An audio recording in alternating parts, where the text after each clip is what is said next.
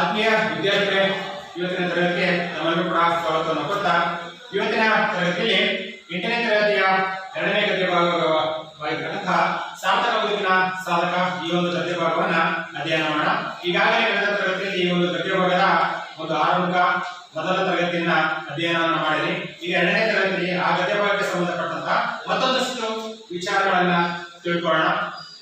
ಗದ್ಯಕ್ಕೆ ಹೋಗೋದಕ್ಕಿಂತ ಮುಂಚಿತವಾಗಿ ಆ ಗದ್ಯಕ್ಕೆ ಪೂರ್ವಕವಾಗಿ ಒಂದು ಕಥೆಯನ್ನ ತಿಳ್ಕೊಳ್ಳೋಣ. ಕಥೆಯ ಮುಖಾಂತರವಾಗಿ ಆ ಗದ್ಯ ಭಾಗಕ್ಕೆ ಹೋಗೋಣ.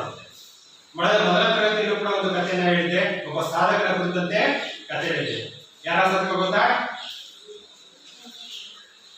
ನಮ್ಮ ಮಾಜಿ ರಾಷ್ಟ್ರಪತಿಗಳಾಗಿರ್ತಕ್ಕಂತಹ ಭಾರತದ ಸುಪ್ರಸಿದ್ಧ ಸೈಂಟಿಸ್ಟ್ ವಿಜ್ಞಾನಿಯಾಗಿರ್ತಕ್ಕಂತಹ ಡಾಕ್ಟರ್ APJ ಅಬ್ದುಲ್ ಕಲಾಂ ಅಲ್ವಾ?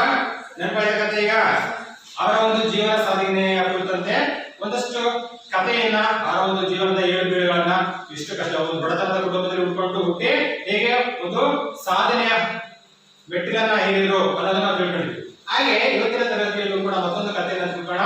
ಇವತ್ತಿನ ಕಥೆಯಲ್ಲಿ ಬುದ್ಧನ ಕಥೆ ತಿಳ್ಕೊಳ್ಳೋಣ. ಬುದ್ಧ ಯಾರು ಗೊತ್ತಾ? ಬುದ್ಧ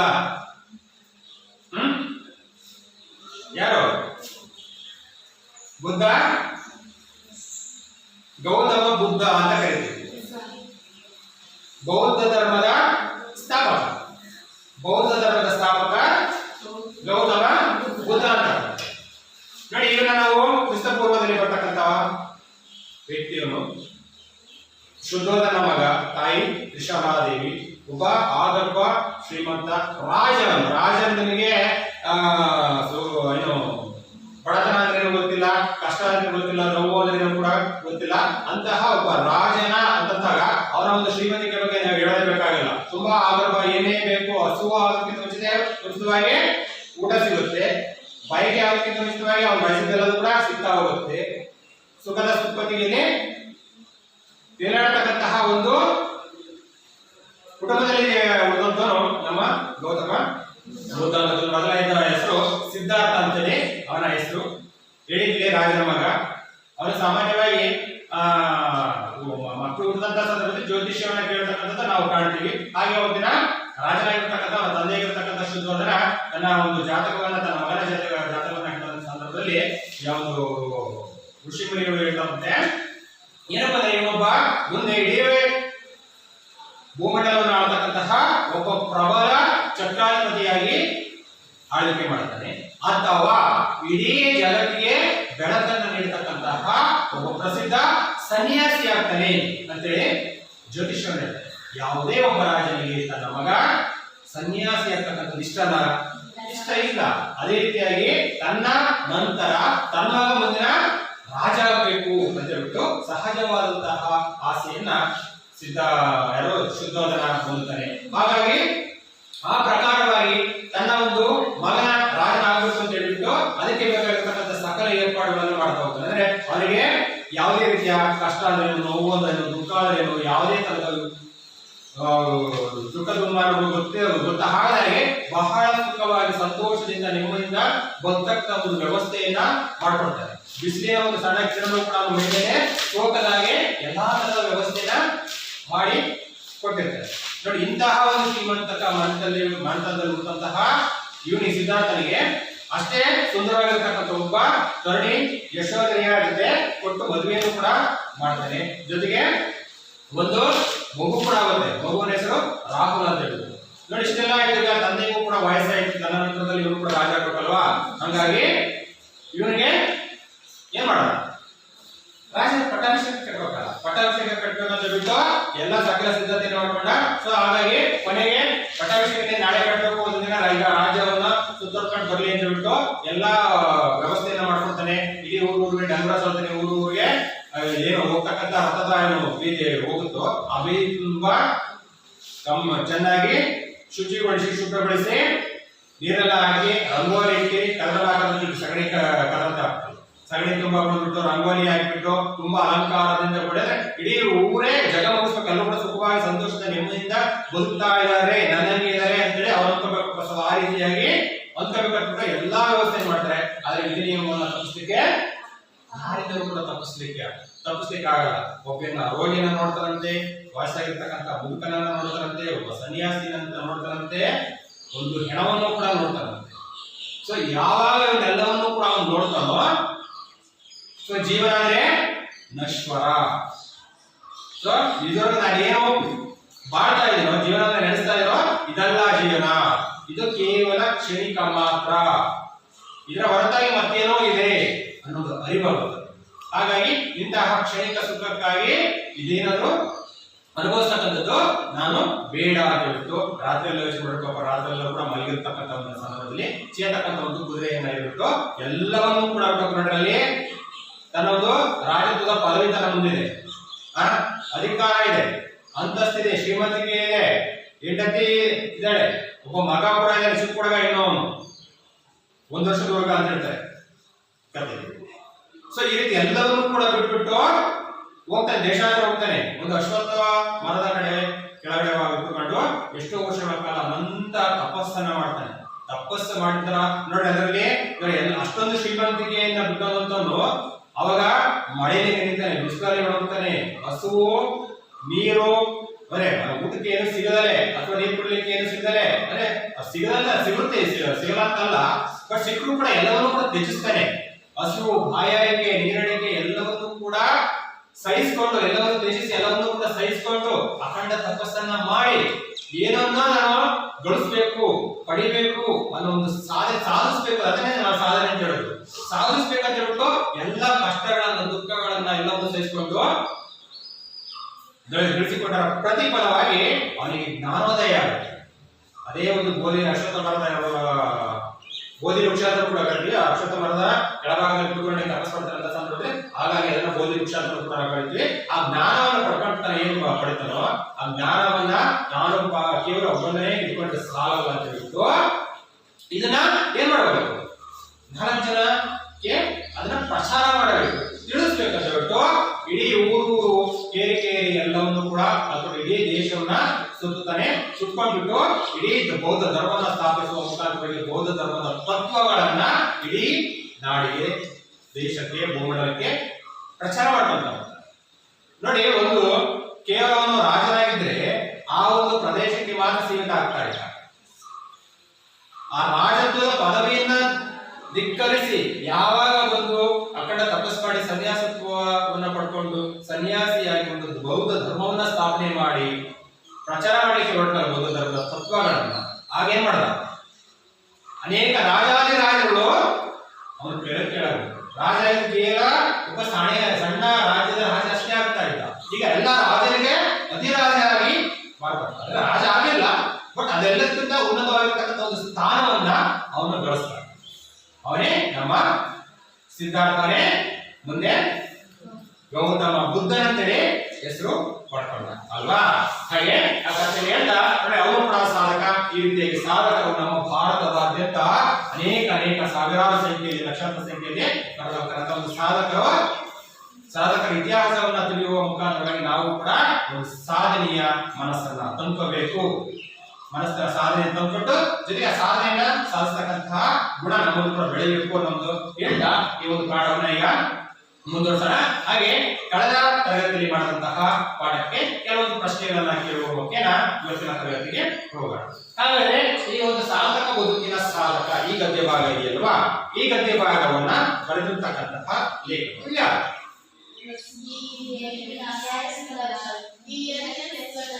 ಡಾಕ್ಟರ್ ಎನ್.ಎಸ್. ಲಕ್ಷ್ಮೀನಾರಾಯಣ ಭಟ್. ಬೋರ್ಡಲ್ಲಿ ಕಾಣ್ತಾ ಇದೆ ನಿಮಗೆ ಅಲ್ವಾ. ಹಾಗಾದ್ರೆ ನಮ್ಮ ಲೇಖಕರಾಗಿರ್ತಕ್ಕಂತಹ ಡಾಕ್ಟರ್ ಎನ್.ಎಸ್. ಲಕ್ಷ್ಮೀನಾರಾಯಣ ಭಟ್ ಅವರು ಎಲ್ಲಿ ಹುಟ್ಟಿದ್ರು? ಕೋಲಾರದಲ್ಲಿ, ಶಿವಮೊಗ್ಗದಲ್ಲಿ ಹುಟ್ಟಿದ್ರು. ಎಷ್ಟರಲ್ಲಿ ಹುಟ್ಟಿದ್ರು? 1936ರಲ್ಲಿ ಶಿವಮೊಗ್ಗದಲ್ಲಿ ನಮ್ಮ ಲೇಖಕರು ಜನಿಸಿದರು. ಹಾಗಾದ್ರೆ ತಂದೆ ತಾಯಿ ಹೆಸರು? ತಂದೆ ಯಾರು? ಶಿವರಾಮ ಭಟ್ರು ಮತ್ತೆ ತಾಯಿ ಮೂಕಾಂಬಿಕೆ. ಶಿವರಾಮ ಭಟ್ರು ಮತ್ತು ಮೂಕಾಂಬಿಕೆ ಅವರ ದಂಪತಿಗಳ ಸುಪುತ್ರರಾಗಿ ನಮ್ಮ ಡಾಕ್ಟರ್ ಎಸ್ ಲಕ್ಷ್ಮೀನಾರಾಯಣ ಭಟ್ರು 1936ರಲ್ಲಿ ಶಿವಮೊಗ್ಗದಲ್ಲಿ ಹುಡ್ತಾರೆ. ಹಾಗಾದ್ರೆ ಯಾವೆಲ್ಲ ಕೃತಿಗಳನ್ನ ನೀವು ಬರೋದು? ಯಾವ್ದಾದ್ರು ಒಂದೆರಡು. ವೃತ್ತ, ಚಿತ್ರಕೂಟ, ಸುಳಿ ಈ ರೀತಿಯಾಗಿ ಹಲವು ಕವನ ಸಂಕಲನಗಳು ಬರೆದರೆ, ಹಾಗೆ ಸಾಹಿತ್ಯ ರತ್ನ ಅಂತಕ್ಕಂತಹ ಸಾಹಿತ್ಯ ರತ್ನ ಸಂಪುಟ ಅಂತಕ್ಕಂತಹ ಒಂದು ಕೃತಿಯಿಂದ ಪ್ರಸ್ತುತ ಈ ಗದ್ಯ ಭಾಗ ಇದೆಯಾ ಆ ಗದ್ಯ ಭಾಗವನ್ನ ಆಯ್ಕೆ ಮಾಡ್ಕೊಂಡಿದ್ದೀವಿ ಅಲ್ವಾ. ಏನೋ ಒಂದು ಕವಿ ಪರಿಚಯವನ್ನು ನಾವು ಕನ್ನಡ ತರಗತಿಯಲ್ಲಿ ತಿಳ್ಕೊಳ್ತೀವಿ. ಹಾಗಾದ್ರೆ ಪಾಠಕ್ಕೆ ಬರೋದಾದ್ರೆ ನಮ್ಮ ಪಾಠದ ಕಥಾನಾಯಕ ಅಂದ್ರೆ ಇದೊಂದು ವ್ಯಕ್ತಿ ಚಿತ್ರ. ಯಾರ ಬಗ್ಗೆ ಹೇಳ್ತಾ ಹೋಗ್ತಾರೆ? ಡಿ.ವಿ.ಜಿ ಅವರ ಬಗ್ಗೆ. ಏನ್ ಡಿ.ವಿ.ಜಿ ಅವರ ಪೂರ್ಣ ಹೆಸರು ಹೇಳಿದೆ ಕನ್ನಡ ತರಗತಿಯಲ್ಲಿ. ಡಿ.ವಿ.ಜಿ ಅಂದ್ರೆ ಅವರ ಪೂರ್ಣ ಹೆಸರು ಡಾಕ್ಟರ್ ಅಲ್ಲ, ವೆಂಕಟರಮಣಯ್ಯ ಕರೆಕ್ಟ್.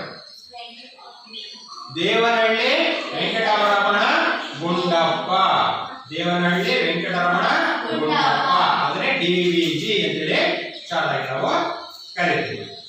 ನಮ್ಮ ಡಿ.ವಿ.ಜಿ ಅವರು ಹಾಗಾದ್ರೆ ಎಷ್ಟರಲ್ಲಿ ಹುಟ್ಟಿದ್ರು? ಎಷ್ಟರಲ್ಲಿ ಬರಲ್ಲ, ಎಲ್ಲಿ ಹುಟ್ಟಿದ್ರು? Very good. ಕೋಲಾರ ಜಿಲ್ಲೆಯ ಮುಳಬಾಗಿಲಿನಲ್ಲಿ ನಮ್ಮ ಡಿ.ವಿ.ಜಿ ಅವರು ಹುಟ್ಟಿದರು. ನಮ್ಮ ಡಿ.ವಿ.ಜಿ ಅವರ ತಂದೆ ಯಾರು?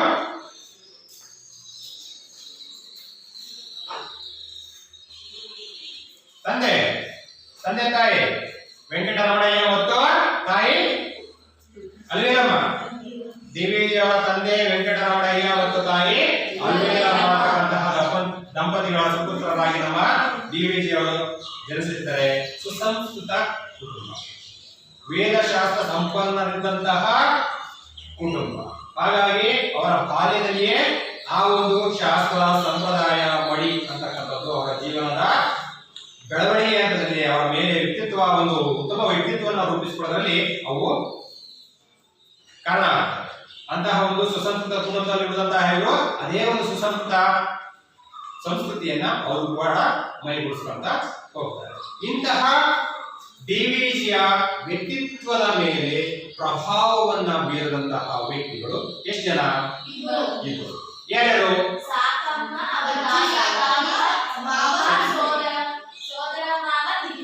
Very good.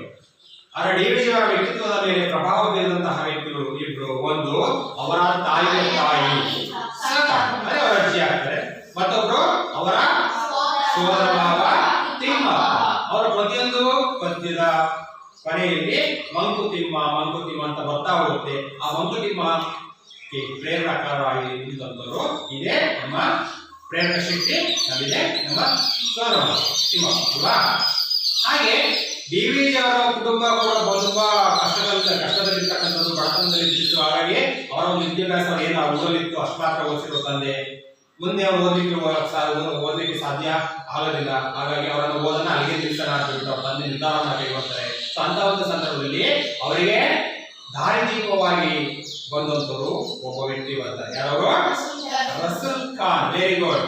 ಅವರೊಬ್ಬ ಬಂಟಿ ಹೊಡೆಯುವವರು. ಅವರ ತಂದೆಗೆ ಬಹಳ ಬೇಕಾದಂತ ಅಲ್ವಾ. ಅಂತವನು ಗುಂಡಣ್ಣ ತುಂಬಾ ಬುದ್ಧಿವಂತ, ತುಂಬಾ ಚುರುಕಾದಂತವನು. ಹಾಗಾಗಿ ಅವನ ಶಿಕ್ಷಣ ಇಲ್ಲಿಗೆ ನಿಲ್ಬಾರ್ದು, ಅವನ ಮುಂದೆ ಓದಲೇಬೇಕು. ನೀವು ಏನೇ ಹೇಳಿ ನಾನು ಅವನನ್ನ ಬೆಂಗಳೂರಿಗೆ ಕಳಿಸ್ತೇನೆ, ₹1 ಕೊಟ್ಟು ರೈಲಲ್ಲಿ ಕೂರಿಸ್ಕೊಡ್ತೀನಿ ಅಂತ ಹೇಳಿದ್ರು. ಬಟ್ ಸುಮ್ಮನೆ ಮಾತು ಹೇಳ್ತಾರೆ ಅಂತ ಎಲ್ಲರೂ ಅಂತ ಇದ್ರು. ನಾನು ಹೇಳಿದ ತರನೇ ಮಾಡಿದ್ರು. ಹಾಗಾದ್ರೆ ಡಿ.ವಿ.ಜಿ ಬೆಂಗಳೂರಿನ ಬೋರಿಂಗ್ಪೇಟೆಗೆ ಹೋದ್ರು ರಸೂಲ್ ಖಾನ್ನ ಧೈರ್ಯದಿಂದ. ಹಾಗಾಗಿ ಬೋರಿಂಗ್ಪೇಟೆಯಿಂದ ಇಲ್ಲಿ ಏನಂತ ಕರೀತಾ ಇದ್ರು? Very good. ಬೋರಿಂಗ್ಪೇಟೆಯನ್ನು ಆಗ ಬಂಗಾರಪೇಟೆ ಅಂತಲೇ ಕರೀತಾ ಇದ್ರು. ಸ್ಟಡಿ ಪೂರ್ವ ಪೀಳಿಗೆಯಲ್ಲಿ ಬರ್ತಾ ಹೇಳಿದ್ರೆ ಡಿ.ವಿ.ಜಿ ಅವರ ಸ್ನೇಹ ತಪ್ಪಿ ತಿನಿಸಿ ತುಂಬಾ ಕಳವಳಗೊಂಡಂತಾರೆ. ಯಾರು? ಮಿರ್ಜಾ ಸಾಹೇಬರು. Very good. ಮಿರ್ಜಾ ಸಾಹೇಬರು ಮೈಸೂರು ಅರಸರ ಕಾಲದಲ್ಲಿ ಏನಾಗಿತ್ತು? ದಿವಾನರಾಗಿದ್ದರು. ರಾಜಲ್ಲ, ದಿವಾನರಾಗಿದ್ದರು. ದಿವಾನ ಅಂದ್ರೆ ಮಂತ್ರಿ ಅಂತ ಹೇಳಿದ್ದೀನಿ. ಹಾಗೆ ದಿವಾನರು ಮಿರ್ಜಾ ಸಾಹೇಬರು, ಮಿರ್ಜಾ ಇಸ್ಮಾಯಿಲ್ ಅವರು ಮೈಸೂರು ಸಂಸ್ಥಾನದಲ್ಲಿ ದಿವಾನರಾಗಿರ್ತಕ್ಕಂಥ ಸಂದರ್ಭದಲ್ಲಿ ಮೈಸೂರಿನ ಒಡೆಯರ್ ಯಾರು? ನಾಲ್ವಡಿ ಕೃಷ್ಣರಾಜ ಒಡೆಯರ್ ಆಗಿದ್ರು ಅಲ್ವಾ. ಇರ್ಲಿ. ಈಗ ನೋಡ್ರಿ, ಇಂಥ ಒಂದು ರಸೂಲ್ ಖಾನನ ದಯದಿಂದ ನಮ್ಮ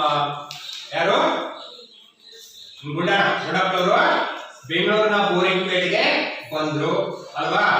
ಅಲ್ಲಿಂದ ಏನಾಯ್ತು ಮುಂದೆ ಅನ್ನೋದನ್ನ ನಾವೀಗ ಇವತ್ತಿನ ತರಗತಿಯಿಂದ ನಾವು ತಿಳ್ಕೊಂತ ಹೋಗ್ಬೋದು. ನೋಡೋಣ, ನೋಡ್ಕೊಳ್ಳಿ ಪುಸ್ತಕ ಇದೆ. ವಿಶ್ವೇಶ್ವರಯ್ಯ ಅವರು ದಿವಾನರಾಗಿದ್ದ ಕಾಲ. ಡಿವಿಜಿ ಯುವ ಪತ್ರಕರ್ತ. ದಸರಾ ಉತ್ಸವ ಬಂತು. ರಾಜ್ಯದ ಎಲ್ಲಾ ಪತ್ರಿಕೆಗಳು ಅದರ ವಿಶೇಷ ವರದಿ ನೀಡಿದವು. ಇದಾದ 4 ದಿನಕ್ಕೆ ಪತ್ರಕರ್ತರಿಗೆಲ್ಲ ಸರ್ಕಾರದಿಂದ ದೊಡ್ಡ ಮೊತ್ತ ಸಂಭಾವನೆ ರೂಪದಲ್ಲಿ ಹೋಯಿತು. ಡಿವಿಜಿ ತಮಗೆ ಬಂದಿದ್ದ ಹಣದ ಸಹಿತ ದಿವಾನರಲ್ಲಿಗೆ ಬಂದರು. ಏನು ಬಂದಿರಿ ಉಂಡ, ನನಗೆ ಈ ಹಣ ಯಾಕೆ ಕಳಿಸಿದ್ದಾರೆ? ದಸರಾ ಉತ್ಸವವನ್ನು ಚೆನ್ನಾಗಿ ವರದಿ ಮಾಡಿದ್ದೇನೆ, ಅದಕ್ಕೆ ಹಣ ಯಾರಿಗೆ ಕಳಿಸಬೇಕು? ಪತ್ರಕರ್ತರಿಗೆ ಓಡಾಟ ಖರ್ಚು ಇರುತ್ತದೆ, ಅಲ್ಲದೆ ಹಿಂದಿನಿಂದ ಬಂದ ಪದ್ಧತಿ. ವರದಿ ಮಾಡುವುದು ಪತ್ರಕರ್ತರ ಕರ್ತವ್ಯ. ಅದಕ್ಕೆ ಖರ್ಚಾದರೆ ಪತ್ರಿಕೆಯವರು ಕೊಡಬೇಕು, ಸರ್ಕಾರವರು. ನನಗೆ ಈ ಹಣ ಖಂಡಿತ ಬೇಡವೇ ಬೇಡ ಎಂದರು ಟಿವಿ. ವಿಶ್ವೇಶ್ವರಯ್ಯವರು ತಮ್ಮ ಕಾರ್ಯದರ್ಶಿಗೆ ಹೇಳಿದರು, ಈ ಮನುಷ್ಯನ ರೀತಿಯೇ ಬೇರೆ, ಇವರಿಗೆ ನಾವು ಹಣ ಕೊಡಲು ಬರುವುದಿಲ್ಲ, ಅದನ್ನ ಹಿಂದಕ್ಕೆ ತೆಗೆದುಕೊಂಡು ಬಿಡಿ. ವಿಶ್ವೇಶ್ವರಯ್ಯವರು ತಮ್ಮ ಕೆಲಸ ಕಾರ್ಯಗಳಲ್ಲಿ ಎಷ್ಟೋ ಜನ ಮೇಧಾವಿಗಳ ಸಹಾಯ ಪಡೆಯುತ್ತಿದ್ದರು. ಪ್ರತಿಯಾಗಿ ಅದಕ್ಕೆ ತಕ್ಕ ಸಂಭಾವನೆಯನ್ನು ಕೊಡುತ್ತಿದ್ದರು. ಡಿವಿಜಿ ಅವರಿಂದಲೂ ಅವರು ಅನೇಕ ಕೆಲಸ ಮಾಡಿಸಿಕೊಂಡಿದ್ದರು. ಮೊದಲ ಸಲ ಅವರಿಗೆ ಸಂಭಾವನೆ ಕೊಡಲು ಹೋದಾಗ ಡಿವಿಜಿ ಒಪ್ಪಲಿಲ್ಲ. ಇದು ರಾಜ್ಯದ ಕೆಲಸ, ಅಲ್ಲದೆ ವಿಶ್ವೇಶ್ವರಯ್ಯ ಎಂತ ಮಹಾನ್ ವ್ಯಕ್ತಿ, ಅವರ ಜೊತೆ ವ್ಯವಹರಿಸಿದ್ದೇ ನಾವು ತಮಗೊಂದು ಹೆಮ್ಮೆ ಆಗಿರುವಾಗ ಅದಕ್ಕೆ ಸಂಭಾವನೆಯೇ ಎಂದಿಗೂ ಕೂಡದು. ಇದು ಅವರ ತರ್ಕ. ಆದರೆ ಈ ತರ್ಕ ನಡೆಯಲಿಲ್ಲ. ಡಿವಿಜಿ ಮೊಂಡಾದರೆ ವಿಶ್ವೇಶ್ವರಯ್ಯ ಜಗಮೊಂಡು. ಇದು ನನ್ನ ವೈಯಕ್ತಿಕ ಕೆಲಸ, ನನಗೆ ಇದಕ್ಕೆ ಹಣ ಬರುತ್ತದೆ, ನೀವು ತೆಗೆದುಕೊಳ್ಳಲೇಬೇಕು, ಇಲ್ಲದಿದ್ದರೆ ಮುಂದೆ ನಿಮ್ಮ ಸಹಾಯವೇ ಬೇಡ ಎಂದು ಒಪ್ಪಿಸಿಕೊಂಡರು. ಆಯಿತು, ತೆಗೆದುಕೊಳ್ಳಲು ಡಿವಿಜಿ ಒಪ್ಪಿದರು. ಮುಂದೆ ವಿಶ್ವೇಶ್ವರಯ್ಯ ಅವರಿಗೆ ಪ್ರತಿ ಸಲವೂ ಚೆಕ್ ಕೊಡುತ್ತಾ ಹೋದರು, ಡಿವಿಜಿ ಪಡೆಯುತ್ತಾ ಹೋದರು. ಆದರೆ ಆ ಚೆಕ್ಗಳು ಬ್ಯಾಂಕಿನ ಮೆಟ್ಟಿಲನ್ನ ಹತ್ತಿದರೆ ತಾನೇ. ಅಷ್ಟಿರಲಿ ಮಕ್ಕಳೇ, ಮುಂದಿನ ತರಗತಿಯಲ್ಲಿ ಮಾಡುತ್ತೆ.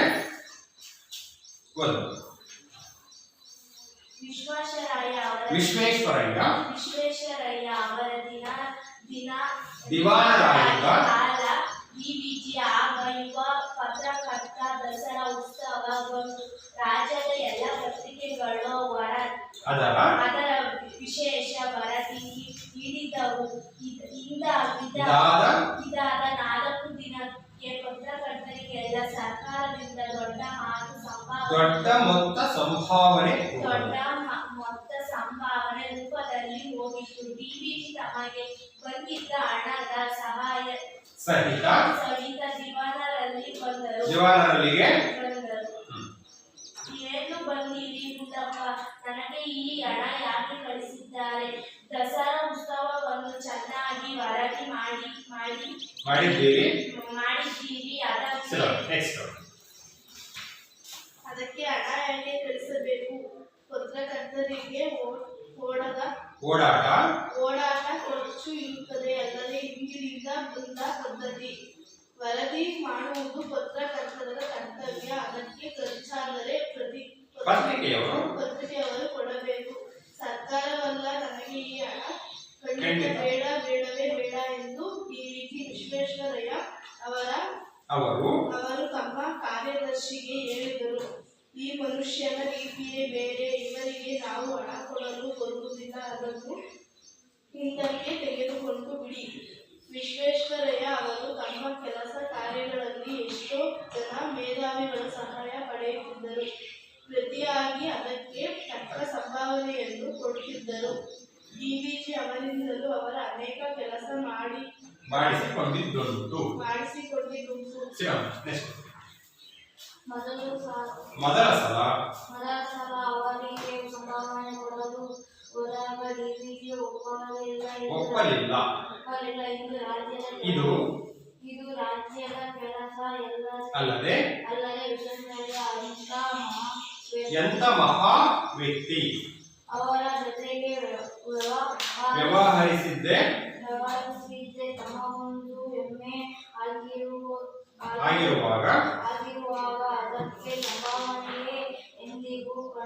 ಕೂಡದು. ಇದು ಅವರ ತರ್ಕ. ತರ್ಕ. ಆದರೆ ನಡೆಯಲಿಲ್ಲ. ಮೊಂಡಾದರೆ ಇದು ನನ್ನ ವೈಯಕ್ತಿಕ ಕೆಲಸ. ನನಗೆ ಇದಕ್ಕೆ ಹಣ ಬರುತ್ತದೆ. ನೀವು ತೆಗೆದುಕೊಳ್ಳಲೇಬೇಕು. ಇಲ್ಲದಿದ್ದರೆ ನಿಮ್ಮ ಸಹಾಯವೇ ಬೇಡ. ಆಯಿತು. ಡಿವಿಜಿ ಒಪ್ಪಿದರು. ಪ್ರತಿ ಸಲವೂ ಚೆಕ್ ಕೊಡುತ್ತಾ ಹೋದರು. ಡಿವಿಜಿ ಪಡೆಯುತ್ತಾ ಆದರೆ ಆ ಚೆಕ್ಕುಗಳು ಮೆಟ್ಟಿಲನ್ನು ಹತ್ತಿದರೆ ತಾನೇ. ನೋಡೋಣ ಈಗ ವಿವರಣೆಗೆ ಬರುವಂತೆ. ಮತ್ತೆ ಈಗಾಗಲೇ ನಮ್ಮ ಡಿವಿಜಿ ಅವರ ಏನು ದೇವನಹಳ್ಳಿ ವೆಂಕಟರಮಣ ಗುಂಡಪ್ಪ ಅವರಿದ್ದಾರೆ. ಅವರು ಕೋಲಾರ ಜಿಲ್ಲೆ ಮುಳಬಾಗಿಲಲ್ಲಿ ಹುಟ್ಟಿದ್ರು. ತಂದೆ ವೆಂಕಟರಮಣಯ್ಯ ಮತ್ತು ತಾಯಿ ಅಲವೇಲಮ್ಮ ಅನ್ನೋದನ್ನ ತಿಳ್ಕೊಂಡ್ವಿ. ಹಾಗೆ ಅವರ ಬಡತನದ ಒಂದು ಕುಟುಂಬ ಅಂತ ತಿಳ್ಕೊಂಡ್ವಿ. ಹಾಗೆ ಸುಸಂಸ್ಕೃತ ಮಡಿವಂತ ಕುಟುಂಬ ಅಂತ ಕೂಡ ತಿಳ್ಕೊಂಡ್ವಿ. ಮನೆಯಲ್ಲಿ ಬಡತನಗಳಿಂದ ಓದಿಸ್ಲಿಕ್ಕೆ ಸಾಧ್ಯ ಇಲ್ಲ. ಅಂತಹ ಒಂದು ಸಂದರ್ಭದಲ್ಲಿ ಅವರ ಒಂದು ದಾರಿದೀಪವಾಗಿ ಬಂದಂತರು ರಸೂಲ್ ಖಾನ್ ಅಂತಹ ವ್ಯಕ್ತಿ. ಇವರ ಒಂದು ಧೈರ್ಯದಿಂದ ಬೆಂಗಳೂರಿನ ಒಂದು ಬೋರಿಂಗ್ ಪೇಟೆಗೆ ಬರ್ತಾರೆ ಅಂತ ಕೂಡ ತಿಳ್ಕೊಂಡ್ವಿ. ಇದೆಲ್ಲ ಆಯಿತು. ಅವರು ತುಂಬಾ ಕಷ್ಟಪಟ್ಟು ಓದಿ ಒಂದಷ್ಟು ವಿದ್ಯೆಯನ್ನ ಪಡ್ಕೊಳ್ತಾರೆ. ಅದಾದ್ಮೇಲೆ ಈಗ ಶಿಕ್ಷಣ ಕಂಪ್ಲೀಟ್ ಆಯಿತು. ಕಂಪ್ಲೀಟ್ ಆದ್ಮೇಲೆ ಈಗ ಒಂದು ಕೆಲಸಕ್ಕೆ ಸೇರ್ಕೊಳ್ತಾರೆ. ಕೆಲಸಕ್ಕೆ ಸೇರಿದಂತ ಆರಂಭದ ದಿನಗಳಲ್ಲಿ ದಸರಾ ಒಬ್ಬ ಪತ್ರಕರ್ತರಾಗಿ ಪ್ರೆಸ್ ರಿಪೋರ್ಟರ್ ಅಂತ ನಾವು ಇಂಗ್ಲಿಷ್ ಅಲ್ಲಿ ಕರಿತೀವಿ. ಈಗೆಲ್ಲ ಪತ್ರಿಕೆಗಳು ಬಹಳಷ್ಟು ಸಂಖ್ಯೆಯಲ್ಲಿ ಇದ್ದಾವೆ. ಯಾವ ಪತ್ರಿಕೆ ಇದ್ದಾವೆ? ಪೇಪರ್ಸ್ ಪತ್ರಿಕೆಗಳು ಯಾವ್ಯಾವ ಇದ್ದಾವೆ? ವಿಜಯವಾಣಿ, ಆಮೇಲೆ ವಿಜಯ ಕರ್ನಾಟಕ, ಸಂಯುಕ್ತ ಕರ್ನಾಟಕ, ಸುದ್ದಿವಾಣಿ, ಈ ಸಂಜೆ, ಈ ರೀತಿಯಾಗಿ ಇಲ್ಲ ಕನ್ನಡ ಪತ್ರಿಕೆಗಳು, ಕನ್ನಡ ಪ್ರಭ, ಈ ರೀತಿಯಾಗಿ ಪ್ರಜಾವಾಣಿ, ಈ ರೀತಿಯಾಗಿ ಅನೇಕ ಕನ್ನಡ ದಿನಪತ್ರಿಕೆಗಳು ಅಂತ ಕರಿತೀವಿ. ದಿನಪ್ರಭ ದಿನಪತ್ರಿಕೆಗಳು ಅಲ್ವಾ? ಈ ರೀತಿಯ ಅನೇಕ ಪತ್ರಿಕೆಗಳು ಇದಾವೆ. ಈ ಪತ್ರಿಕೆಗಳು ಅವತ್ತಿನ ಕಾಲ ಇವತ್ತು ಪ್ರಭಾವ ಬೀರಿದವೆ ಬಹಳ ಮಟ್ಟಿಗೆ. ಆದ್ರೆ ಈಗ ಏನಾಗಿದೆ ಅಂತಂದ್ರೆ ಯಾಕೆ ಸ್ವಲ್ಪ ಪ್ರಭಾವ ಕಡಿಮೆ ಆಗಿದೆ? ಯಾಕೆಂದ್ರೆ ಟಿವಿ ಮತ್ತು ಮೊಬೈಲ್ ಬಳಕೆಯಿಂದ. ಯಾಕಂದ್ರೆ ಟಿವಿ ಒಳಗೆ ನಾವು ಎಲ್ಲರೂ ಡೈರೆಕ್ಟ್ ನ್ಯೂಸ್ ಅನ್ನ ರಿಪೋರ್ಟ್ ಓದ್ತಾ ಇರ್ತಾರೆ, ನಾವು ನೋಡ್ತಾ ಇರ್ತೇವೆ, ಜೊತೆಗೆ ಕೇಳ್ತಾ ಇರ್ತೇವೆ. ಜೊತೆಗೆ ಮೊಬೈಲ್ ಒಂದು ಬಂದಿದೆ. ಪಾಕೆಟ್ ಎಲ್ಲ ಪ್ರತಿಯೊಬ್ಬರು ಕೂಡ ಪಾಕೆಟ್ ಇರ್ತವೆ. ಪ್ರತಿಯೊಂದು ಕೂಡ ನಾವು ಮೊಬೈಲ್ ಅಲ್ಲೇ ನೋಡ್ಕೊಂತ ಹೋಗ್ಬೋದು. ಎಲ್ಲ ಟಿವಿ ಚಾನೆಲ್ ಬರ್ತವೆ. ಡೈಲಿ ಅಂತ ಒಂದು ನ್ಯೂಸ್ ಆಪ್ ಬರುತ್ತೆ. ಆ ಡೈಲಿ ಆಪ್ ಡೌನ್ಲೋಡ್ ಮಾಡ್ಕೊಂಡ್ರೆ ಎಲ್ಲಾ ತರದ ನ್ಯೂಸ್ಗಳು ಕೂಡ ಅಲ್ಲಿ ಬರ್ತಾವೆ, ಚಲಿತ ವಿದ್ಯಮಾನಗಳು ಬರ್ತಾವೆ. ಸೊ ಹಾಗಾಗಿ ಇಂಥ ಒಂದು ಪತ್ರಿಕೆಗಳು ಇವತ್ತು ಸ್ವಲ್ಪ ಪ್ರಭಾವ ಕಡಿಮೆ ಆದ್ರೂ ಕೂಡ ಬರ್ತಾನೆ ಇದೆ. ಪತ್ರಿಕೆ ನೋಡ್ತಕ್ಕಂಥ ಇವರು ಕೂಡ ಅಗಾಧ ಸಂಖ್ಯೆಯಲ್ಲಿ ಓದೋರಿದ್ದಾರೆ, ಅದು ಬೇರೆ ಪ್ರಶ್ನೆ.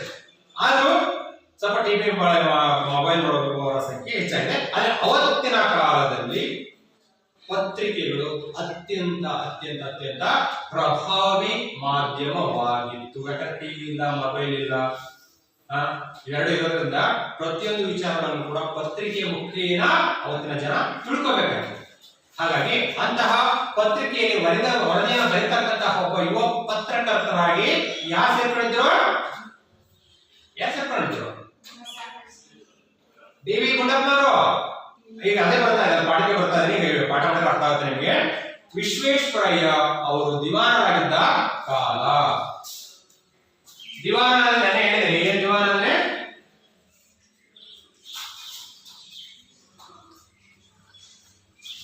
ದಿವಾನ ಅಂದ್ರೆ ಮಂತ್ರಿ ಅಂತಕ್ಕಂತಹ ಅರ್ಥ ಬರುತ್ತೆ. ಮೈಸೂರಿನ ಒರಸರಾಗಿರ್ತಕ್ಕಂತಹ ನಾಲ್ವಡಿ ಕೃಷ್ಣರಾಜ ಒಡೆಯರ್.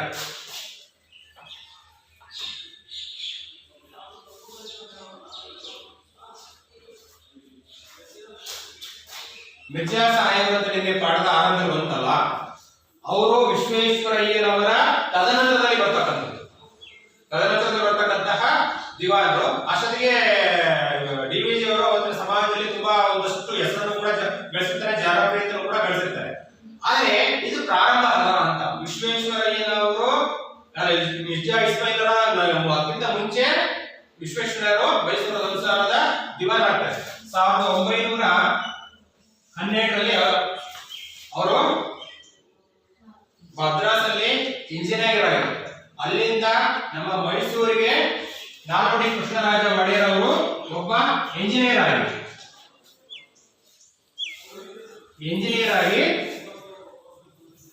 ಸರ್ ಎಂ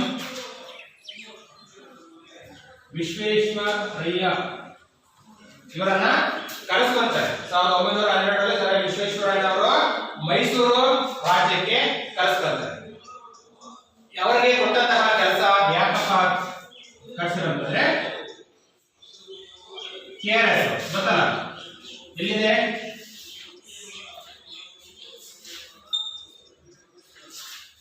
ಕೃಷ್ಣರಾಜ ಸಾಗರ. ಬಹಳ KRS ಏನೋ ಅಂತ ಬೇಕಾಗಿಲ್ಲ. ಇದೇ ನಮ್ಮ ಕೃಷ್ಣರಾಜ ಎಲ್ಲಿ? ಕೃಷ್ಣರಾಜ ಒಡೆಯರ್ ಅವರ ಹೆಸರೇನಿದೆ, ನಮ್ಮ ರಾಜರು ಮೈಸೂರಿನ ಒಡೆಯರು, ಅವರ ಹೆಸರಲ್ಲಿ ಒಂದು KRS ಅಣೆಕಟ್ಟೆಯನ್ನ ಕಟ್ಟುವ ಸಲುವಾಗಿ ನಮ್ಮ ಇಂಜಿನಿಯರ್ ಬಹಳ ಹೊತ್ತಿನ ಕಾಲದಲ್ಲಿ ಬಹಳ ದೊಡ್ಡ ಇಂಜಿನಿಯರ್, ತುಂಬಾ ಹೆಸರುವಾಸಿಗಳಿರ್ತಕ್ಕಂಥವ್ರು ನಮ್ಗೆ ಕರ್ನಾಟಕದವರು, ಕನ್ನಡಿಗರು, ಸ್ವಯಂ ವಿಶ್ವೇಶ್ವರಯ್ಯ. ಅವರೆಲ್ಲ SSC ಒಳಗೆ ಪಾಠ ಕೂಡ ಇದೆ. SSC ಬಂದಾಗ ಹೆಚ್ಚಿನ ಅಧ್ಯಯನವನ್ನು ನೀವು ಆ ಸಂದರ್ಭದಲ್ಲಿ ಮಾಡ್ತೀರಿ. ನೋಡ್ರಿ, ಇಲ್ಲಿ KRS ಅಣೆಕಟ್ಟಾಗಿರ್ಬೋದು, ಬೇರೆ ಬೇರೆ ಕೆಲಸ ಕಾರ್ಯಗಳ ಸಲುವಾಗಿ ಒಬ್ಬ ಇಂಜಿನಿಯರ್ ಆಗಿ ಸೇವೆಯನ್ನ ಸಲ್ಲಿಸತಕ್ಕಂಥದ್ದು ಅವಶ್ಯಕತೆ ಇರುತ್ತೆ, ಅಗತ್ಯ ಇರುತ್ತೆ. ಹಾಗಾಗಿ ನಮ್ಮ ವಿಶ್ವೇಶ್ವರನ್ನ ಕರೆಸ್ತಾರೆ, ನಮ್ಮ ನಾಲ್ವಡಿ ಕೃಷ್ಣರಾಜ ಒಡೆಯರ್. ಈ ರೀತಿ 12ರಲ್ಲಿ ಬಂದಂತವರು ಅವರ ಸೇವೆ, ಅವರ ಒಂದು ಕಾರ್ಯದಕ್ಷತೆ, ಪ್ರಾಮಾಣಿಕತೆ, ನಿಷ್ಠೆ ಇವೆಲ್ಲವನ್ನ ಗುರುತಿಸಿ ನಮ್ಮ ನಾಲ್ವಡಿ ಕೃಷ್ಣರಾಜ ಒಡೆಯರ್ ಅವರು ಅವರನ್ನ ದಿವಾನರನ್ನಾಗಿ ನೇಮಿಸ್ತಾರೆ. ಯಾರನ್ನ? ಸರ್ ಎಂ ವಿಶ್ವೇಶ್ವರಯ್ಯನವರನ್ನ ದಿವಾನರಾಗಿ 1914ರಿಂದ 18ರವರೆಗೂ ಒಬ್ಬರು ದಿವಾನರಾಗಿ ಸೇವೆ ಸಲ್ಲಿಸ್ತಾರೆ. ಸುಮಾರು 4 ವರ್ಷ, 2 ವರ್ಷ ಇಂಜಿನಿಯರ್ ಆಗಿರ್ತಾರೆ. 1912ರಲ್ಲಿ ಇಂಜಿನಿಯರ್ ಆಗಿ ಬಂದಿದ್ದು, 14ರಲ್ಲಿ ದಿವಾನರಾಗ್ತಾರೆ. ಯಾಕಂದ್ರೆ ಇಂಜಿನಿಯರ್ ಆಗಿ ಇಷ್ಟೆಲ್ಲ ಕೆಲಸ ಮಾಡ್ತಿದ್ದಾಗ ಒಬ್ಬ ದಿವಾನರಾದ್ರೆ ಇನ್ನು ಎಷ್ಟೆಲ್ಲ ಕೆಲಸ ಮಾಡಬಹುದು ಅಂತ ಹೇಳ್ಬಿಟ್ಟು ನಮ್ಮ ರಾಜಕೀಯ ಮನೆಯವರಿಗೆ ಆಗ್ಬಿಟ್ಟು ಅವರಿಗೆ ದಿವಾನ ಅಂತ ಹುದ್ದೆಯನ್ನು ಕೊಡ್ತಾರೆ. ಸೊ ಆ ಒಂದು ಹುದ್ದೆಯನ್ನು ಅಲಂಕರಿಸಿದ ನಂತರದಲ್ಲಿ ಮೈಸೂರಿನ ಅಭಿವೃದ್ಧಿ ಬೇರೆ ದಿಕ್ಕಿನತ್ತ ಪಡುತ್ತೆ. ಮೈಸೂರು ಇಡೀ ಭಾರತದಲ್ಲಿ ಮೈಸೂರು ಒಂದು ಮಾದರಿ ಮೈಸೂರಾಗಿ ರೂಪುಗೊಳ್ಳಲಿಕ್ಕೆ ಇಬ್ಬರು ಮಹಾ ವ್ಯಕ್ತಿಗಳು ಕಾರಣರಾಗ್ತಾರೆ. ಒಬ್ರು ನಾಲ್ವಡಿ ಕೃಷ್ಣರಾಜ ಒಡೆಯರ್ ಒಬ್ಬರಾದ್ರೆ, ಮತ್ತೊಬ್ರು ಸರ್ ಎಂ ವಿಶ್ವೇಶ್ವರಯ್ಯನವರು, ಇವರು ಕಾರಣ. ಸೊ ಅಂತಹ ವಿಶ್ವೇಶ್ವರಯ್ಯನವರು ಇಲ್ಲಿ ದಿವಾನರಾಗಿರ್ತಕ್ಕಂತಹ ಒಂದು ಕಾಲದಲ್ಲಿ ಒಂದು ಘಟನೆ ನಡೆಯುತ್ತೆ. ಏನು? ನಮ್ಮ ಕಥಾನಾಯಕರಾಗಿರ್ತಕ್ಕಂತಹ ಡಿ.ವಿ. ಗುಂಡಪ್ಪನವರಾಗಿದ್ದು ಏನಿಗೆ ಬಂತು, ಅವರ ಜೀವನದಲ್ಲಿ ನಡೆದಂತಹ ಒಂದು ಕಥೆ ಇಲ್ಲಿ ಬರುತ್ತೆ. ನೋಡೋಣ. ಡಿ.ವಿ.ಜಿ ಆಗ ಯುವ ಪತ್ರಕರ್ತ. ದಸರಾ ಉತ್ಸವ ಬಂತು, ರಾಜ್ಯದ ಎಲ್ಲಾ ಪತ್ರಿಕೆಗಳು ಅವರ ವಿಶೇಷ ವರದಿ ನೀಡಿದವು. ದಸರಾ ಉತ್ಸವ ಗೊತ್ತಲ್ಲ, ದಸರಾ ಹಬ್ಬ ನಮ್ಮಲ್ಲಿ ಕೂಡ ನಾವು ಆಚರಣೆ ಮಾಡ್ತೀವಿ, ಎಲ್ಲರೂ ಕೂಡ ಆಚರಣೆ ಮಾಡ್ತೀವಿ. ನಮ್ಮಲ್ಲಿ ವಿಶೇಷ ಅಂತಲ್ಲ, ಎಲ್ಲರೂ ಕೂಡ ಆಚರಣೆ ಮಾಡ್ತೀವಿ. ಏನ್ ದಸರಾ ಯಾವಾಗ ಆಚರಣೆ ಮಾಡ್ತೀವಿ? ದಸರಾ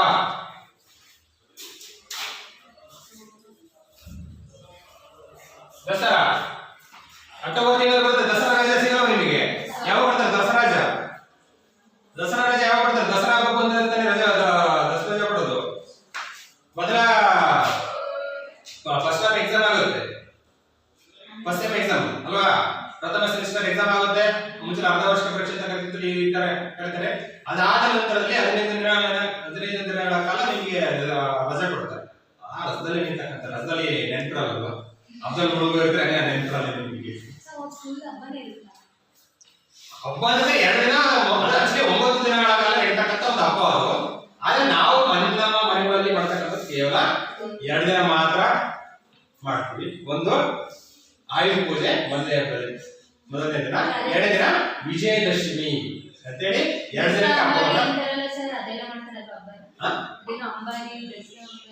ಅಂಬಾರಿ ಮತ್ತೆ ಅದೇ ಮತ್ತೆ ವಿಶೇಷ. ಮೈಸೂರಿನಲ್ಲಿ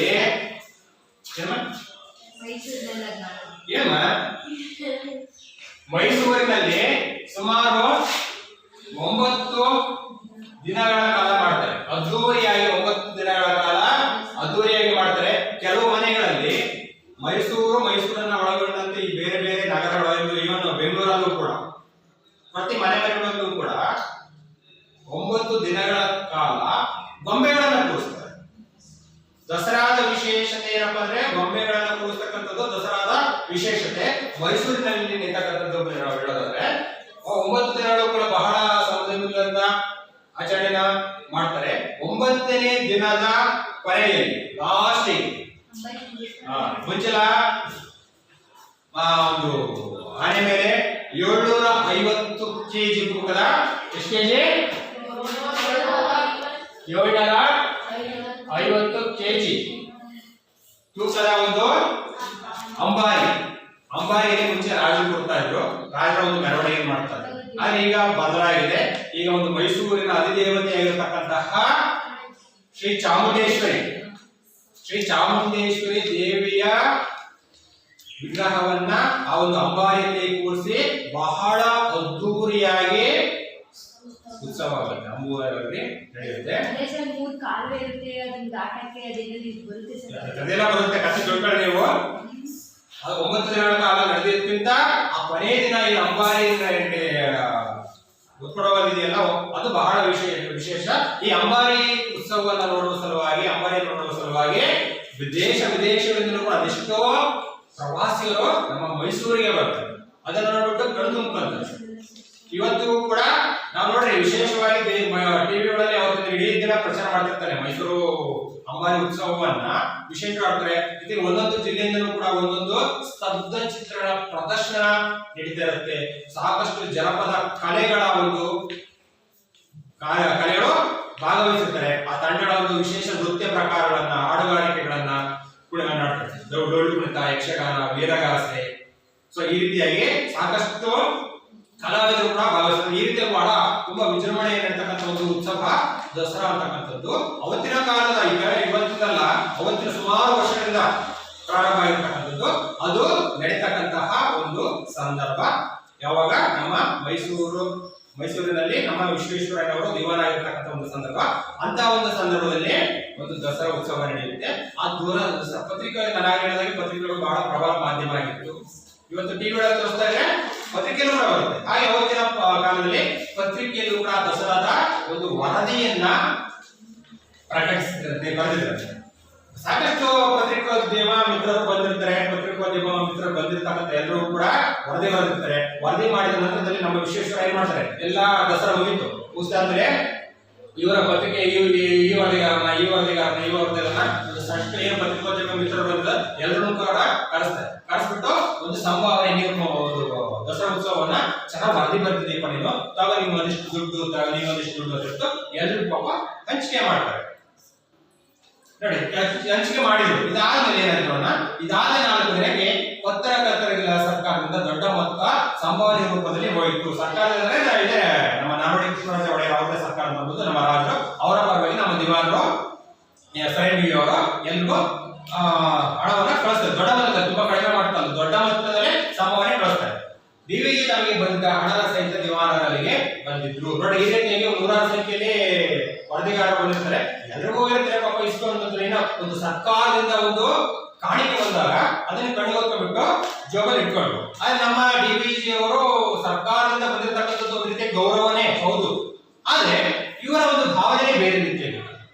ಸೊ ಹಾಗಾಗಿ ಅವರ ಒಂದು ಹಣವನ್ನ ಇಸ್ಕೊಂಡ್ಬಿಟ್ಟು ನೇರವಾಗಿ ನನ್ನ ಜೋಬಲ್ಲಿ ಇಟ್ಕೊಳ್ಳೋದ್ರೆ ಆ ಹಣದ ಸಹಿತ ನಮ್ಮ ಮೈಸೂರಿಗೆ ಬಂದ್ಬಿಟ್ಟು ನಮ್ಮ ದಿವಾನರಾಗಿರ್ತಕ್ಕಂಥ ಯಾರು ಸರ್ ಎಂ ವಿಶ್ವೇಶ್ವರಯ್ಯನವರನ್ನ ಕಾಣ್ತಾರೆ. ಕಾಣಿಬಿಟ್ಟು ಹೇಳ್ತಾರಂತೆ, ಏನು ಬಂದೇ ಗುಂಡ. ಸಹಜವಾಗಿ ಯಾರಾದ್ರೂ ನಮ್ಮ ಮನೆಗೆ ಬಂದಾಗ ಹೇಗಿದ್ರಿ, ಯಾವಾಗ ಬಂದ್ರಿ, ಊಟ ಆಯ್ತಾ, ತಿಂಡಿ ಆಯ್ತಾ, ಕುಡಿಲಿ ನೀರು ಕೊಡಲ್ಲ, ಹಿಂಗೆಲ್ಲ ಕೇಳ್ತೀವಿ. ಅದಾದ್ಮೇಲೆ ಕೇಳ್ತೀವಿ ಯಾಕೆ ಬಂದ್ರಿ, ಅಮ್ಮ ಚೆನ್ನಾಗಿದಾರ, ಅಪ್ಪ ಚೆನ್ನಾಗಿದಾರ, ಯೋಗಕ್ಷೇಮ ಎಲ್ಲ ಕೇಳ್ತೀವಲ್ವಾ. ಹಂಗೆ ಇಲ್ಲೂ ಕೂಡ ಮನೆಯ ಆಸ್ಥಾನಕ್ಕೆ ಬಂದಂತಹ ನಮ್ಮ DVG ಅವರನ್ನ ನಮ್ಮ ದಿವಾನರಾಗಿರ್ತಕ್ಕಂತಹ ಸರ್ ಎಂ ವಿಶ್ವೇಶ್ವರಯ್ಯ ಅವರು ಪ್ರಶ್ನೆ ಮಾಡ್ತಾರೆ, ಯಾಕೆ ಬಂದ್ರೆ ನೀವು ಗುಂಡಪ್ಪನವರೇ ಅಂತ. ಅದಕ್ಕೆ ಹೇಳ್ತಾರೆ, ನನಗೆ ಈ ಹಣವನ್ನ ಯಾಕೆ ಕಳಿಸಿದ್ದೀರಿ. ನೇರವಾಗಿ ವಿಷಯಕ್ಕೆ ಬರ್ತಾರೆ, ಸುತ್ತಿ ಬಳಸಿ ಬದಲೇ ನೇರವಾಗಿ ವಿಷಯಕ್ಕೆ ಬರ್ತಾರೆ. ನನಗೆ ಈ ಹಣ ಇದೆಯಲ್ಲಪ್ಪ, ಇದನ್ನ ಯಾಕೆ ನೀವು ಕೊಟ್ಟಿದ್ದೀರಿ ಅಂತ ಹೇಳ್ಬಿಟ್ಟು ಕೇಳ್ತಾರೆ. ಪ್ರಶ್ನೆನೇ ಕೇಳ್ತಾರೆ. ಅದಕ್ಕೆ ನಮ್ಮ ವಿಶ್ವೇಶ್ವರಯ್ಯ ಹೇಳ್ತಕ್ಕಂಥ ಮಾತು, ದಸರಾ ಉತ್ಸವವನ್ನ ಚೆನ್ನಾಗಿ ವರದಿ ಮಾಡಿದ್ದೀರಿ. ಅದೇ ದಸರಾ ಉತ್ಸವ ಬಹಳ ಚೆನ್ನಾಗಿ ವರದಿ ಮಾಡಿದ್ರೆ ಆ ಒಂದು ಕಾರಣಕ್ಕಾಗಿ ನಿಮಗೆ ಕೊಟ್ಟಿದ್ದೀವಿ ಅಂತ ಹೇಳ್ತಾರೆ. ಅದಕ್ಕೆ ನಮ್ಮ DVG ಹೇಳ್ತಕ್ಕಂಥ ಮಾತು, ಅದಕ್ಕೆ ಹಣ ಹೇಗೆ ಕಳಿಸ್ತೀವಿ. ಹೌದು, ಚೆನ್ನಾಗಿ ವರದಿ ಮಾಡಿದ್ರಿ, ಸರಿ, ಓಕೆ. ಆದ್ರೆ ಇದಕ್ಕೆ ನೀವು ಹಣವನ್ನ ಯಾಕೆ ಕೊಡಬೇಕು ಅಂತ ಹೇಳ್ಬಿಟ್ಟು ಮತ್ತೆ ಪ್ರಶ್ನೆ ಹೇಳ್ತಾರೆ. ಅದಕ್ಕೆ ಸರಿ ಹೇಳ್ತಕ್ಕಂಥ ಮಾತು, ಪತ್ರಕರ್ತರಿಗೆ ಓಡಾಟ ಖರ್ಚು ಇರುತ್ತೆ, ಅಲ್ಲದೆ ಹಿಂದಿನಿಂದ ಬಂದ ಪದ್ಧತಿ. ಪಾಪ ಈಗಿನ ಕಾಲದಲ್ಲಿ ಇದ್ದಷ್ಟು ವೆಹಿಕಲ್ಗಳು ಇರಲಿಲ್ಲ, ಕಡಿಮೆ ಪ್ರಮಾಣದಲ್ಲಿ ಇದ್ದು, ಕಡಿಮೆ ಪ್ರಮಾಣದಲ್ಲಿ ಇದ್ರೂ ಕೂಡ ಅಷ್ಟು ಸುಲಭವಾಗಿ ಸಿಗ್ತಾ ಇರಲಿಲ್ಲ. ಬೇಗ ಬೇಗ ಹೋಗ್ಬೇಕಾಗಿತ್ತು, ಸಮಯಕ್ಕೆ ಸರಿಯಾಗಿ ಹೋಗ್ಬೇಕು. ಯಾವುದೋ ಎಲ್ಲ ಪ್ರಾಣ ಮುಗಿದ ಆದ್ರೆ ಯಾಕೆ ವರದಿ ಮಾಡ್ಬೇಕಲ್ಲ, ಮಧ್ಯದಲ್ಲಿ ಹೋದ್ರೆ ಕೊನೆಯಲ್ಲಿ ಹೋದ್ರೆ ಏನು ಅರ್ಥ ಆಗೋದು. ಅದಕ್ಕೆ ವರದಿ ಮಾಡ್ಬೇಕಾದ್ರೆ ಅರ್ಧ ಗಂಟೆ 1 ಗಂಟೆ ನಾವು ಮುಂಚೆ ಇದು ಕಾಯಬೇಕು ಅಲ್ವಾ. ಯಾರು ಬಂದ್ರು, ಏನ್ ಹೇಳಿದ್ರು ಅನ್ನೋದೆಲ್ಲದೂ ಕೂಡ ಸಂಪೂರ್ಣವಾಗಿ ನಾವು ಬರ್ಕೋಬೇಕು. ಬರ್ಕೊಂಡು ಪತ್ರಿಕೆಯಲ್ಲಿ ಅದರ ಪ್ರಕಾರವಾಗಿ ನಾವು ಮುದ್ರಿಸಬೇಕು. ಸೊ ಈ ರೀತಿಯಾಗಿ ಓಡಾಡ್ಲಿಕ್ಕೆ, ತಿರುಗಾಡ್ಲಿಕ್ಕೆ ಸ್ವಲ್ಪ ಒಂದಷ್ಟು ಖರ್ಚು ವೆಚ್ಚ ಇರುತ್ತಲ್ವಾ, ಆ ಒಂದು ಖರ್ಚು ವೆಚ್ಚಿನ ಬಳಕೆಗಾಗಿ ನಿಮಗೆ ಹಣವನ್ನು ಖರ್ಚಿಸಿದ್ದೀವಿ ಅಂತ ಹೇಳ್ಬಿಟ್ಟು ನಮ್ಮ ವಿಶ್ವೇಶ್ವರಯ್ಯ ಅವರು ಹೇಳ್ತಾರೆ. ಅದ್ರ ಜೊತೆಗೆ ನಾನು ಕಳಿಸಿದ ಹೊಸದಾಗಿ ಪ್ರಾರಂಭ ಮಾಡಿಲ್ಲ, ತುಂಬಾ ಹಿಂದಿನಿಂದ ಕೂಡ ಅದು ಪದ್ಧತಿ ಬೆಳ್ಕೊಂಡ್ ಬಂದಿದೆ, ಆ ಪದ್ಧತಿಯನ್ನು ನಾನು ಮುಂದುವರಿಸ್ತಾ ಇದ್ದೀನಿ ಅಷ್ಟೇ ಅಂತ ಹೇಳ್ಬಿಟ್ಟು ಹೇಳ್ತಾರೆ. ಅದಕ್ಕೆ ನಮ್ಮ DVG ಹೇಳ್ತಕ್ಕಂಥ ಮಾತು ನೋಡಿ ಎಷ್ಟು ಚೆನ್ನಾಗಿ ಉತ್ತರಗಳು. ವರದಿ ಮಾಡುವುದು ಪತ್ರಕರ್ತರ ಕರ್ತವ್ಯ, ಅದಕ್ಕೆ ಖರ್ಚಾದರೆ ಪತ್ರಿಕೆಯವರು ಕೊಡಬೇಕು, ಸರ್ಕಾರವಲ್ಲ. ನನಗೆ ಈ ಹಣ ಖಂಡಿತ ಬೇಡ, ಬೇಡವೇ ಬೇಡ ಎಂದರು DVG. ಕರೆಕ್ಟ್ ಇದೆ, ಹೇಳಿದ್ದು ಕೂಡ ಕರೆಕ್ಟ್ ಆಗಿದೆ. ಸರ್ಕಾರದಿಂದ ಗೌರವ ರೂಪದಲ್ಲಿ ಸಂಭಾವನೆ ಬರ್ತಕ್ಕಂಥದ್ದು ಸರಿ, ಅದಕ್ಕೆ ನಾವು ಗೌರವ ಕೂಡ ಕೊಡಬೇಕು. ಆದ್ರೆ ಏನೇ ನಮ್ಮ ಖರ್ಚು ವೆಚ್ಚ ಏನೇ ಆದ್ರೂ ಕೂಡ ನಮ್ಮನ್ನ ಕಳಿಸಿದ್ರೆ ಯಾರು? ನನಗೆ ನೋಡಪ್ಪ ನೀವು ಇಲ್ಲಿಗೆ ಹೋಗಿ ಇಂಥ ಕೆಲಸವನ್ನ ಮಾಡು ಅಂತೇಳಿ ಕಳಿಸಿದ್ರೆ ಯಾರು? ಈಗ ನಾನು ಒಂದು ವರದಿ ಮಾಡ್ತಾ ಇದ್ದೀನಿ ಅಂತಂದಾಗ ಆ ವರದಿಯನ್ನ ಮಾಡು, ವರದಿನ ಸಂಗ್ರಹಿಸಿ ನನಗೆ ವರದಿ ಮಾಡು ಅಂತೇಳಿ ಕಳಿಸಿರೋರು ಪತ್ರಿಕೆಯವರು ಅಲ್ವಾ. ಸೊ ಹಾಗಾಗಿ ನನ್ನ ನಾವು ಕಳಿಸಿರೋಂದಾಗ ನನ್ನ ಖರ್ಚು ವೆಚ್ಚ ಏನಿದ್ರು ಕೂಡ ಪತ್ರಿಕೆಯವರೇ ನೋಡ್ಬೇಕು. ಅದನ್ನ ಬಿಟ್ಟು ನೀವು ಕೊಡ್ತಕ್ಕಂಥದ್ದು ಬೇಡ, ನನಗೆ ಬೇಡವೇ ಬೇಡ ಅಂದ್ಬಿಟ್ಟು ಅದನ್ನು ಮುಲಾಜಿಗೆ ವಾಪಸ್ ಕೊಡ್ತಾರೆ, ಕೊಡ್ತಾರೆ. ಈ ಮನುಷ್ಯನಿಗೆ ವಿಶೇಷ ಹೇಳ್ತಾರೆ, ಈ ಮನುಷ್ಯನ ರೀತಿಯ ಬೇರೆ, ಇವರಿಗೆ ನಾವು ಹಣ ಕೊಡಲು ಬರುವುದಿಲ್ಲ, ಅದನ್ನ ಹಿಂದಕ್ಕೆ ತೆಗೆದುಕೊಂಡು ಬಿಡಿ. ಪಾಪ ಏನೇನೋ ಉತ್ತರವನ್ನ ಕೊಡ್ಲಿಕ್ಕೆ ಹೋಗ್ತಾರೆ, ಆ ಉತ್ತರಕ್ಕೆ ಸರಿಯಾದ ಉತ್ತರವನ್ನು ಕೂಡ ಕೊಡ್ತಾನೆ ಹೋಗ್ತಾರೆ. ಹಾಗಾಗಿ ನಮ್ಮ ವಿಶ್ವೇಶ್ವರರಿಗೆ ಪಾಪ ಇವ್ರ ಹತ್ರ ಎಷ್ಟು ಹೇಳಿದ್ರು ಚರ್ಚೆ ಮಾಡಿದ್ರು ವ್ಯರ್ಥ. ಇವರು ಹೋಗ್ತಾರೆ, ತೆಗೆದುಕೊಳ್ಳಿಕ್ಕೆ ಹೋಗ್ತಾ ಇಲ್ಲ ಅಂತ ಬಿಟ್ಟು ತಮ್ಮ ಒಂದು ಅದಿನ ಕಾರ್ಯದರ್ಶಿ ಇರ್ತಾರ, ಕಾರ್ಯದರ್ಶಿ ಬಿಟ್ಟು ಅವರ ಒಂದು ಸಂಭಾವನೆಯನ್ನ ವಾಪಸ್ ಇಸ್ಕೊಳ್ಳಿ ಅಂತ ಹೇಳ್ಬಿಟ್ಟು ಅಲ್ಲಿಂದ ವಾಪಸ್ ಅದನ್ನ ಕಳಿಸ್ಕೊಡ್ತಾರೆ. ವಿಶ್ವೇಶ್ವರಯ್ಯ ಅವರು ತಮ್ಮ ಕೆಲಸ ಕಾರ್ಯಗಳಲ್ಲಿ ಎಷ್ಟೋ ಜನ ಮೇಧಾವಿಗಳ ಸಹಾಯ ಪಡೆಯುತ್ತಿದ್ದರು.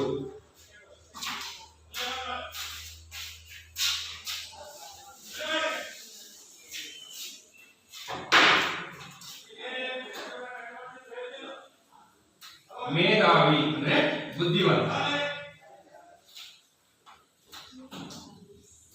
ಮೇಧಾವಿ ಅಂದ್ರೆ ಬುದ್ಧಿವಂತ ಅಂತ ಒಂದು ಅರ್ಥ ಬರುತ್ತೆ ನೋಡಿ. ಈ ರೀತಿಯಾಗಿ ಇದಾಗಿ ಒಂದು ಸ್ವಲ್ಪ ದಿನ ಆಗುತ್ತೆ.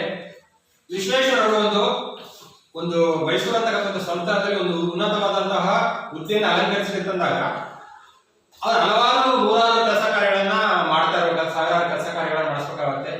ಹಾಗಾಗಿ ಎಲ್ಲರೂ ಕೂಡ ತಾನು ಮುಂದೆ ನಿಂತು ಮಾಡಿಸ್ಬೋದು, ಜೊತೆಗೆ ಮುಂದೆ ನಿಂತು ಮಾಡಿಸ್ತಕ್ಕಂಥ ಒಂದು ಸಂದರ್ಭದಲ್ಲಿ ಹಲವಾರು ಜನರಿಂದಲೂ ಕೂಡ ಸಹಾಯ ಸಹಕಾರ ಅಂತಕ್ಕಂಥದ್ದನ್ನು ಕೊಡ್ತಬೇಕಾಗುತ್ತೆ ಅಲ್ವಾ. ಈ ರೀತಿಯಾಗಿ ಕೂಡ ಒಂದು ಘಟನೆ ಆಗುತ್ತೆ, ನೋಡೋಣ. ಪ್ರತಿಯಾಗಿ ಅದಕ್ಕೆ ತಕ್ಕ ಸಂಭಾವನೆಯನ್ನು ಕೊಡ್ತಿದ್ದರು. ಈ ರೀತಿಯಾಗಿ ತಮ್ಮ ಒಂದು ಕೆಲಸ ಕಾರ್ಯಗಳನ್ನು ಮಾಡಿಸ್ಕೊಳ್ತಾ ಇದ್ರಲ್ಲ, ಆ ಕೆಲಸ ಕಾರ್ಯಗಳನ್ನು ಕುಕ್ಕಡೆ ಮಾಡಿಸ್ಬೇಕಾಗುತ್ತಾ, ಉಚಿತವಾಗಿ ಮಾಡಿಸ್ಕೊಳಕ್ಕಾಗುತ್ತಾ? ಪಾಪ ಅವರೆಲ್ಲ ಕೆಲಸ ಕಾರ್ಯಗಳನ್ನು ಬಿಟ್ಟು ನನಗೆ ಸಹಾಯವನ್ನು ಮಾಡಿದರೆ ಸಹಕಾರವನ್ನು ಮಾಡಿದರೆ ಅಥವಾ ನನ್ನ ಜೊತೆ ಬಂದು ಈ ಕೆಲಸವನ್ನ ಮಾಡಿದ್ರೆ ಅಂತಂದಾಗ ಅವರ ಅದಕ್ಕೆ ತಕ್ಕವಾಗಿ ನಾವೇನಾದ್ರೂ ಇಟ್ಕೊಳ್ಳೇಬೇಕಲ್ವಾ. ಸಂಭಾವನೆ ರೂಪದಲ್ಲಿ ಸಂಭಾವನೆ ಅನ್ನೋದಕ್ಕಿಂತ ಮುಯಿ ಮುಯಿ ಅಂತ ಹೇಳಿ ಅವರೊಬ್ಬರು ಅದನ್ನ ಕೊಟ್ಟಂತಂದ್ರೆ ನಾನು ಇದನ್ನ ಕೊಡಬೇಕು. ಅವಾಗ ಒಂದು ರೀತಿಯಾಗಿ ಯೋಗ್ಯ ರೂಪದಲ್ಲಿ ಇರುತ್ತೆ, ಮತ್ತೆ ಎಲ್ಲರೂ ಕೂಡ ಒಪ್ಪೋ ಹಾಗೆ ಇರುತ್ತೆ. ಯಾರು ಕೂಡ ಒಂದು ರೀತಿ ಕಸಿವಿಸಿ ಅನ್ನೋದಿರಲ್ಲ. ನೆಕ್ಸ್ಟ್ ಇನ್ನೊಂದು ಎಲ್ಲರೂ ಕೂಡ ಬರಹ ಆಗಿರುತ್ತೆ. ಸೊ ಆ ರೀತಿಯಾಗಿ ನಮ್ಮ ವಿಶ್ವೇಶ್ವರಯ್ಯನವರು ಏನೇ ಸಹಾಯವನ್ನು ಮಾಡಿಸ್ಕೊಂಡು ಕೂಡ ಎಲ್ಲರಿಗೂ ಕೂಡ ಎಲ್ಲರಿಗೂ ಏನ್ ಕೊಡ್ತಾ ಇದ್ರು, ಸಂಭಾವನೆಯನ್ನ ಕೊಡ್ತಾ ಇದ್ರು. ಸೊ ಡಿ ವಿ ಜಿ ಅವರಿಂದಲೂ ಅವರು ಅನೇಕ ಕೆಲಸಗಳನ್ನ ಮಾಡಿಸಿಕೊಂಡು ದುಡ್ಡು. ಅನೇಕರಲ್ಲಿ ನಮ್ಮ ಡಿ ವಿ ಜಿ ಬುದ್ಧಿವಂತ ನಮ್ಮ ಅವತ್ತಿನ ಕಾಲದಲ್ಲಿ ನಮ್ಮ ಡಿ ವಿ ಜಿ ಅವರು ಆಲ್ರೆಡಿ ಸ್ವಲ್ಪ ಹೆಸರನ್ನ ಗಳಿಸ್ತಾ ಹೋಗ್ತಾ ಇದ್ರು. ಒಂದಷ್ಟು ಅವತ್ತಿನ ಸಮಾಜದಲ್ಲಿ ಒಂದಷ್ಟು ಜನರ ಮಧ್ಯೆ ಬುದ್ಧಿವಂತ ಅಂತ ಹೆಸರು ಪಡ್ಕೊಂಡಿದ್ರು. ಹಾಗಾಗಿ ಮೊದಲ ಸಲ ಅವರಿಗೆ ಸಂಭಾವನೆ ಕೊಡಲು ಹೋದಾಗ ಡಿ ವಿ ಜಿ ಒಪ್ಪಲಿಲ್ಲ. ದಸರಾ ಮುಗೀತು, ದಸರಾ ವರದಿ ಮಾಡಿದ್ರು ಹಣ ಕಳಿಸಿದ್ರು, ಅದು ವಾಪಸ್ ತಂದು ಕೊಟ್ಟರು, ವಾದ ಮಾಡಿ ವಾಪಸ್ ಇಸ್ಕೊಂಡ್ರು, ಅದು ವರದಿ ಮುಗೀತು ಅಲ್ಲಿ. ಆದ್ರೆ ಈಗ ಅದು ಆದ ನಂತರದಲ್ಲಿ ಬೇರೆ ಬೇರೆಯವರಿಂದ ಹೇಗೆ ಸಹಾಯವನ್ನು ಪಡ್ಕೊಂಡು ಹಣ ಕೊಡ್ತಾ ಹೋಗ್ತಾರೋ ಹಾಗೆ ಡಿ ವಿ ಜಿ ಅವರಿಂದಲೂ ಕೂಡ ನಮ್ಮ ಸಲಹೆಯವರು ಸಹಾಯ ಪಡ್ಕೊಂತಾರೆ. ಸಹಾಯ ಪಡ್ಕೊಂಡಾದ್ಮೇಲೆ ಮೊದಲನೇ ಸಲ ಹೇಳ್ತಾರೆ, ಒಂದ್ಸಲ ಹಣವನ್ನ ಕೊಡ್ತಾರಂತೆ. ಎಲ್ಲರೂ ಕೊಟ್ಟಾಗಿ ಇವರು ಕೂಡ ಕೊಟ್ಟು ಡಿ ವಿ ಜಿ ಒಪ್ಪಲಿಲ್ಲ. ಅವರಿಗೆ ಸಂಭಾವನೆ ಕೊಡಲು ಹೋದಾಗ ಡಿ ವಿ ಜಿ ಒಪ್ಪಲಿಲ್ಲ. ಇದು ರಾಜ್ಯದ ಕೆಲಸ ಅಲ್ಲದೆ ವಿಶ್ವೇಶ್ವರಯ್ಯ ಎಂತ ಮಹಾನ್ ವ್ಯಕ್ತಿ, ಅವರ ಜೊತೆಗೆ ವ್ಯವಹರಿಸಿದ್ದೇ ತಮಗೊಂದು ಹೆಮ್ಮೆ ಆಗಿರುವಾಗ ಅದಕ್ಕೆ ಸಂಭಾವನೆ. ಮೊದಲನೇ ಸಲ ಪತ್ರಕರ್ತರಾಗಿ ವರದಿ ಮಾಡಿದಂತಹ ಸಂದರ್ಭದಲ್ಲಿ ಹಣ ಕೊಟ್ಟಾಗ ಅವರ ಒಂದು ವಾದವೇ ಬೇರೆ ಇತ್ತು. ಈಗ ಎರಡನೇ ಸಲ ಈ ಸಲ ಸಂಭಾವನೆ ಕೊಟ್ಟಾಗ ಈಗ ಅವರ ವಾದವೇ ಬೇರೆ ರೀತಿ ನೋಡಿ. ವಿಶ್ವೇಶ್ವರಯ್ಯ ಅಂತಹ ಮಹಾನ್ ವ್ಯಕ್ತಿಯ ಜೊತೆ ನನಗೆ ಕೆಲಸವನ್ನ ಮಾಡತಕ್ಕಂತಹ ಒಂದು ಅವಕಾಶ ನನಗೆ ಸಿಕ್ಕಿದ್ದೇ ನನ್ನ ಒಂದು ಭಾಗ್ಯ. ಅಂತಹ ಸಂದರ್ಭದಲ್ಲಿ ನಾ ಆ ಕೆಲಸಕ್ಕೆ ಹಣ ಇಸ್ಕೊಳ್ಳೋದು ಎಷ್ಟರ ಮಟ್ಟಿಗೆ ಸರಿ ಅಂತ ಬಿಟ್ಟು ಪ್ರಶ್ನೆಯನ್ನ ಮಾಡ್ತಾರೆ. ಜೊತೆಗೆ ಇದೊಂದು ರಾಜ್ಯದ ಕೆಲಸ. ನಾನು ಏನೇ ಕೆಲಸ ಮಾಡಿದ್ರು ಕೂಡ ನನ್ನ ಒಂದು ರಾಜ್ಯದ ಏಳಿಗೆಗೆ ಅಥವಾ ನನ್ನ ರಾಜ್ಯದ ಪ್ರಗತಿಗಾಗಿ ನಾನು ಮಾಡಿದ್ರೆ ಹೊರತು ಯಾರಿಗೋ ವೈಯಕ್ತಿಕ ಕೆಲಸಕ್ಕೆ ನಾನು ಮಾಡಿದ್ರೆ ನಾನು ಮಾಡಿರ್ತಕ್ಕಂಥ ರಾಜ್ಯದ ಕೆಲಸಕ್ಕೆ, ರಾಜ್ಯದ ಒಂದು ಅಭಿವೃದ್ಧಿಗಾಗಿ. ಹಾಗಿದ್ದಾಗ ನಾನು ಹೇಗೆ ಇದಕ್ಕೆ ಸಂಭಾವನೆಯನ್ನ ಪಡ್ಕೋಬೇಕು ಅಂತ ಹೇಳ್ಬಿಟ್ಟು ವಾದವನ್ನ ಮಾಡ್ತಾರೆ. ಅದಕ್ಕೆ ಎಂದಿಗೂ ಕೊಡೋದು. ಇದು ಅವರ ತರ್ಕ ಅಂದ್ರೆ ವಾದ.